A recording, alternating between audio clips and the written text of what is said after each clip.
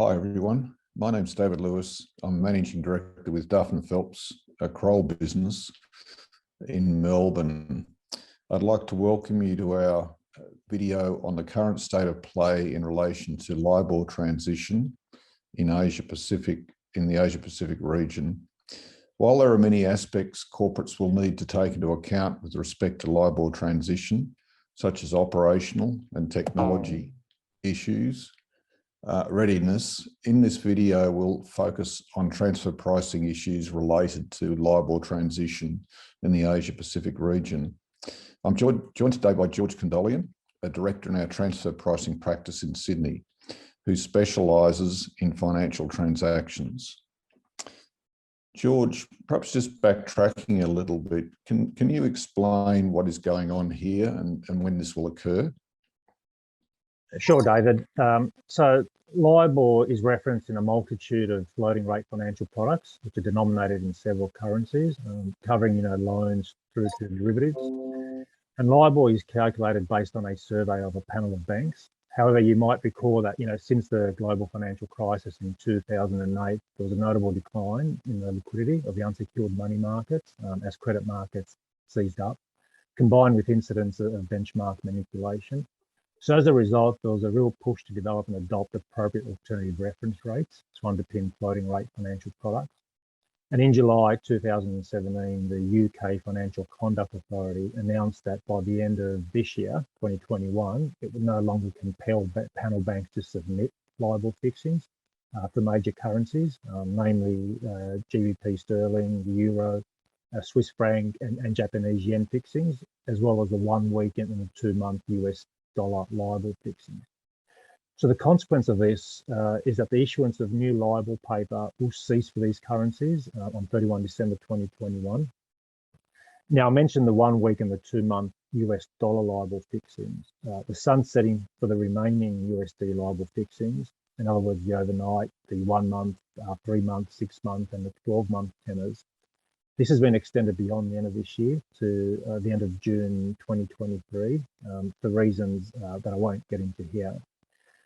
But anyway, transition committees have been set up internationally to introduce their own local currency denominated alternative reference rates for short-term lending. And Asian countries, it's probably fair to say, are at different stages of progress when it comes to preparing for and implementing new reference rates to replace LIBOR. So in Australia, for example, the Australian Securities and Investments Commission has highlighted the need to prepare for it since 2018 with the publication of several communications and providing guidance and clarification. Other regulators in the region, such as the Hong Kong Monetary Authority, the Monetary Authority of Singapore, as well as Japan's Financial Services Agency, have also issued guidance and timelines on LIBOR transition. Okay, well, that's a useful background and clearly indicates a lot of change coming our way. So we hear a lot about replacement rates for the US and UK. Can you provide some examples of replacement rates in the APAC region? Absolutely. So, obviously the LIBOR replacement in the US will have implications for how businesses based in the APAC regions do US dollar borrowing. But also there are a number of key Asian benchmarks, which are synthetic benchmarks derived by applying a forward FX curve to the USD LIBOR curve, such as the Singapore dollar swap offer rate and the Thai baht interest rate fixing. So when USD LIBOR is no longer available, the sustainability of these benchmarks will obviously be affected. HIBOR, or the Hong Kong interbank offer rate, which is set by Hong Kong banks, is not a synthetic LIBOR rate. So, there's kind of less urgency locally to convert to a new benchmark. So for Hong Kong dollar transactions, HIBOR will continue to exist in parallel with, the Hong Kong dollar overnight index average, or HONYA for short. Singapore is retaining the locally fixed Singapore interbank offer rate, SIBOR, and adopting the Singapore overnight rate average, or SORA, as an alternative. In Australia, the bank bill swap rate will continue to coexist with the Reserve Bank of Australia's interbank overnight cash rate, which is known as AONIA. So basically, in summary, we're going to end up with a multi-rate environment for some currency. And as you can see on your screen there, uncertainty exists in some jurisdictions, such as Malaysia, Philippines, and South Korea, where the future of local benchmarks has not yet been settled. So it's a case of, really watch this space with respect to these countries. Right. So we have to get used to a lot of acronyms going forward. So now to the important question. What are the transfer pricing consequences, and what should companies be doing now? Yeah, well, obviously the key consideration from a transfer pricing perspective is whether a financial arrangement between international related parties following the LIBOR transition continues to be consistent with an arm's length arrangement and in line with market practice. So we're starting to see tax authorities turn their attention to the matter. In fact, only last week, the Australian Taxation Office released a discussion paper on the tax and transfer pricing implications of the LIBOR transition. And it's probably only a matter of time, I expect, before other tax authorities follow. So what should companies be doing? Well, for starters, any multinational with intercompany loan agreements that extend beyond the end of 2021 should consider its exposure to any of the affected LIBORs.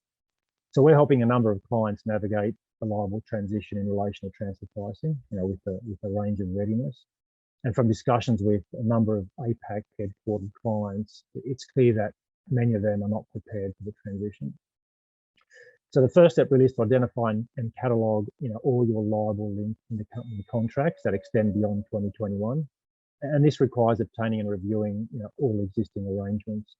And this may not be a trivial task, depending on the company's financing structure. So it's certainly been our experience that agreements are typically, not standardised, and that many companies don't necessarily store all their, contracts in a single central location.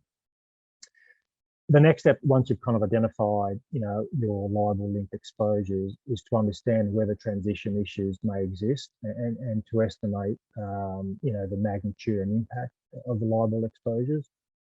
And as you know, intercompany agreements can vary in the level of detail, or in the case of loan agreements, they may lack, any fallback language where LIBOR is unavailable, as intercompany agreements, tend to be streamlined and lack details beyond basic terms.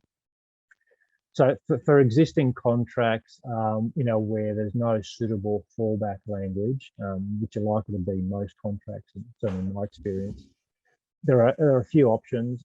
Firstly, first option is to amend these contracts to incorporate, appropriate fallback language that take into consideration the cessation of the relevant reference rate.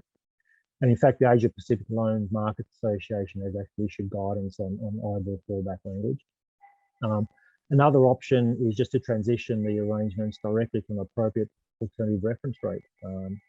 Or thirdly, determine if your loan contracts can be terminated prior to the end of 2021.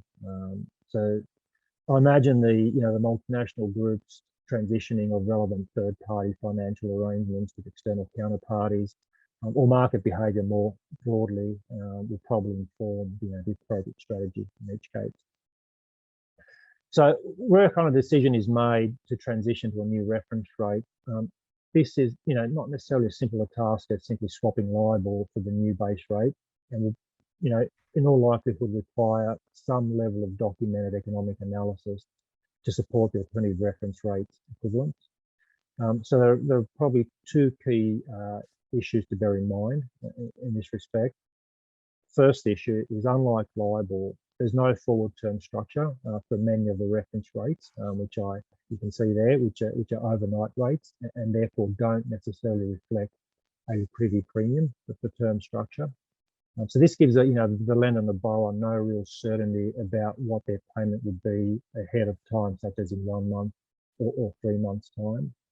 The one exception I should mention is in the US, where the term rates for 1, 3, and 6 month tenors based on the secured overnight financing rate, or SOFR, has been recently endorsed by the Alternative Reference Rates Committee in the US, and this is expected to pave the way for SOFR's usage in syndicated corporate loans.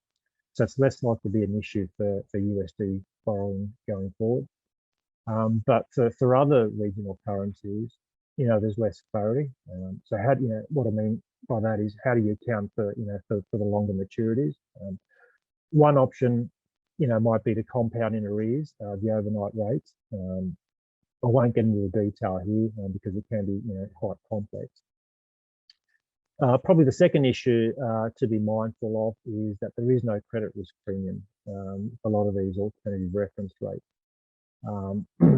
So LIBOR, being an interbank lending rate, includes an element reflective of the credit risk of banks, which is simply not present in the alternative reference rates, which are essentially risk-free rates.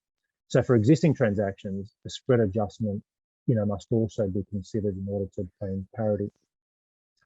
And there are probably other further nuances relevant to multinationals operating in the APAC region, and in particular countries where multiple rates exist. As I mentioned earlier, companies will need to determine the most appropriate rate to use in each circumstance. Where it kind of makes sense to refinance altogether, this will obviously involve developing and pricing alternative financing. So if a new loan is issued, this should include contemporaneous benchmarking and documentation of an arm's length interest rate, based on the proposed terms of the new intercompany agreement and obviously the current creditworthiness of the borrower, which is going to be a key driver for the cost of funding. And it's also important to ensure that any prior agreement is terminated consistent with with the legal provisions and obviously arm's length behaviour more generally. Regardless, I would say contemporaneous documentation which records and explains the amendments made to the cross-border related party financial arrangements and why the rates and/or term or spread adjustments applied are appropriate. So this should include support also for the commercial rationale for the approach adopted, and obviously where the changes to the related party financing arrangement are not in line with market practice, this might pose a higher transfer pricing risk. So I guess to summarise, while there are still some uncertainties ahead, to ensure a smooth changeover after 31 December 2021, I think it's important that multinationals do prioritise the work sooner rather than later. So we're certainly facing a lot of complexity, and as you said, probably some extra risk depending on whether they're inbound or outbound arrangements. Perhaps just to wrap up, do you have any final comments to make, George? Oh look, I mean the only thing I would say is that with under 5 months to go until the LIBOR setting cease, there's not much time left. So taxpayers, really need to act now to understand firstly what their liable exposures are if they haven't already, so they can develop an appropriate transition plan to identify and replace their dependencies with respect to their intercompany financing positions. I think that's the key message at the moment. And the only sort of final comment I would make is that Duff & Phelps offers extensive LIBOR transition advisory services covering the breadth of the transition. In fact, we recently launched a new transition toolkit to help gather documentation needed to assess LIBOR-linked exposures. And the toolkit's free for download on our website, and our experts are available to assist in the preparation of the toolkit, as well as develop a robust transition plan.